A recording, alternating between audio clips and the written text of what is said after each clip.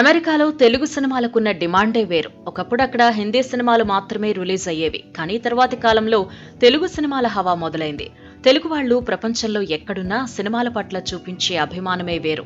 యుఎస్లో తెలుగు ఎన్ఆర్ఐల సంఖ్య పెరిగిపోవడంతో అందుకు తగ్గట్లే మన సినిమాల హంగామా కూడా పెరిగింది. టికెట్ల ధరలు ఎంత పెట్టినా, షోలు ఎంత దూరంలో ఉన్నా మన వాళ్లు రాజీ పడరు.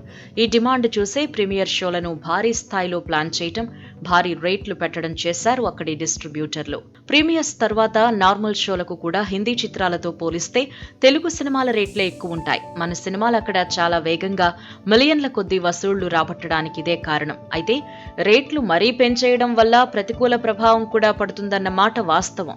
దానివల్ల ఆక్యుపెన్సీలు లాంగ్ రన్ తగ్గి వసూళ్లు అనుకున్నంత స్థాయిలో ఉండట్లేదు. ఇలాంటి తరుణంలో హనుమాన్ సినిమా యుఎస్ లో అద్భుతం చేసింది. రిలీజ్ కి ముందు ఈ సినిమాకు డిమాండ్ ఏమీ లేకపోవడం, సంక్రాంతికి గుంటూరు కారం లాంటి భారీ చిత్రం ఉండడంతో హనుమాన్ కు $12 నార్మల్ రేటు పెట్టారు. కాగా హనుమాన్ కు మంచి టాక్ రావడం, గుంటూరు కారం అంచనాలకు తగ్గట్లు లేకపోవడంతో యుఎస్ ఆడియన్స్ వెంటనే అటుమళ్లారు. దీంతో యుఎస్ లో ఎవ్వరూ ఊహించని స్థాయిలో హనుమాన్ వసూళ్లు పెరిగిపోయాయి. మిలియన్, 2 మిలియన్, 3 మిలియన్ ఇలా ఒక్కో మైలురాయిని దాటుకుంటూ ఆ చిత్రం ఇప్పుడు ఏకంగా $5 మిలియన్ కొల్లగొట్టింది. బాహుబలి 1, బాహుబలి 2, RRR, సలార్ వంటి భారీ చిత్రాల తర్వాత ఈ ఘనత అందుకున్న చిత్రం హనుమానే.